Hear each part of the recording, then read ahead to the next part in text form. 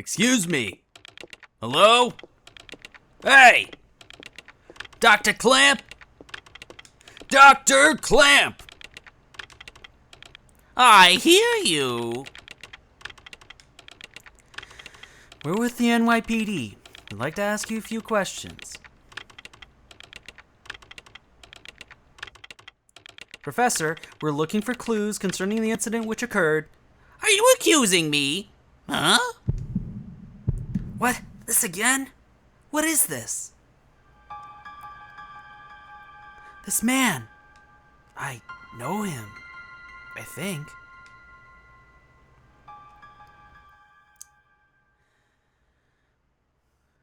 What's wrong? You okay, Aya? Yeah. We'd like to ask you about the mitochondria research you've been doing. NYPD, Why are you interested in my work? The suspect mentioned that the mitochondria would be set free. Now, do you... That suspect ignited people without laying a finger on them. Then it transformed into some kind of creature and ran off. Since she mentioned mitochondria, we were hoping you could supply us with some info. You two have absolutely no idea what the true mitochondria is like. Do you? The mitochondria possesses its own unique genetic code. Its own? Are you saying it's a separate organism? Precisely. Kinda like a parasite or something, huh? Parasite? That's an interesting way of describing this most fascinating creature. We cannot live without the mitochondria. Do you understand?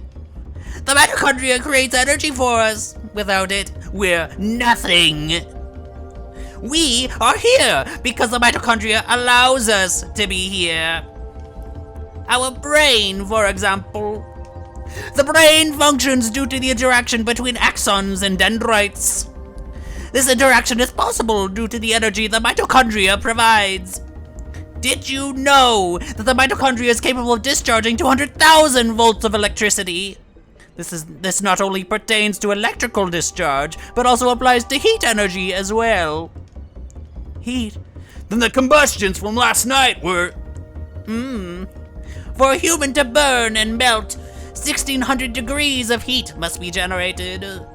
There are several hundred mitochondria present within a single cell. If all the mitochondria in the body began functioning at the same time, a tremendous amount of energy would be generated and released. Melting a human into a puddle of fluid would be a simple task with so much energy. So you're saying that the mitochondria ignited these people? Professor, you may be right in that we need the mitochondria to live.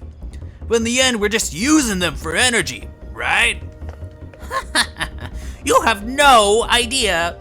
The mitochondria has control over an organism's growth. Take this hand, for example. Before we're born, the hand is merely a glob of flesh. But when the cells between the fingers deteriorate, that's when the fingers first form.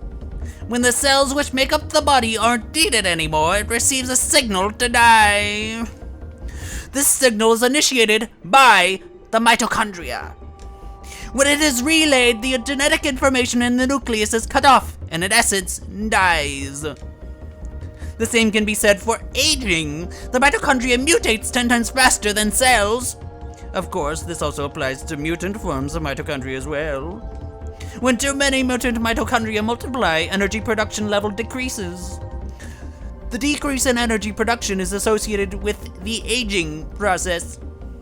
So, are you still stupid enough to say that we are the higher species? But you're not saying that the mitochondria is doing all this consciously, right? When I said that the mitochondria could mutate 10 times faster than normal cells, I also meant that they could evolve at a rate 10 times faster. Since the beginning of creation, the mitochondria has been evolving at this rate. It's no surprise that they possess a power beyond our cognition. No surprise at all. Let me tell you something. There was a scientist who tried to determine the mutation rate of the mitochondria. With this, the scientists wanted to establish a connection with human ancestry. In 1987, it was announced that the root of all humans can be traced to a single woman in Africa. This finding was announced around the world. And with this, the mitochondrial theory spread like wildfire. You know what they called the root of it all? Mitochondria Eve. Splendid name. Just incredible. Eve? The suspect in yesterday's case called herself Eve. Huh? What? Hey! If you know anything, you better not be holding back on us. She called herself Eve? Sorry, but I've told you what I know. I'd like to return to my studies now. I believe you know the way out. Hey! You better explain what the hell is going on here! Clickity clack.